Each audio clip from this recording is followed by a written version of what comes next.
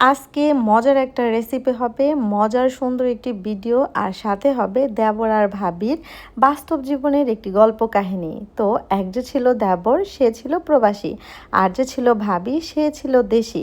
তো ভাবি প্রবাস জীবনে ঘুরতে যাওয়ার পর ভাবির খুব শখ হয় দেবরকে ইলিশ সর্ষে করে খাওয়াবে। কিন্তু কোনো এক কারণে ভাবি হয় অসুস্থ। ভাবি অসুস্থ হওয়ার কারণে দেবরকে সর্ষে ইলিশ খাওয়াতে পারে না।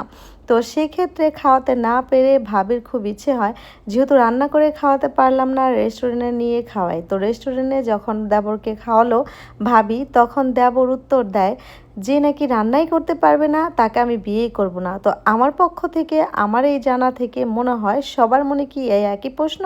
জিজ্ঞাসা কি করা যায় বন্ধুরা দেবরকে, যে ভাবি তো খাওয়াতে পারলো না, বিয়ে তো করবেন না, তো বউ যে হয়েছে, বউকে এখন সর্ষে ইলিশ রান্না করে খাওয়াতে পারে? এটা আমার খুব জানার ইচ্ছে। কিন্তু যাই হোক না কেন, খাওয়াতে পারুক দেবরকে না পারুক, কিন্তু ভাবি কিন্তু সে জিদে থেকে মজা করে ইলিশ রান্না করতে পেরেছে।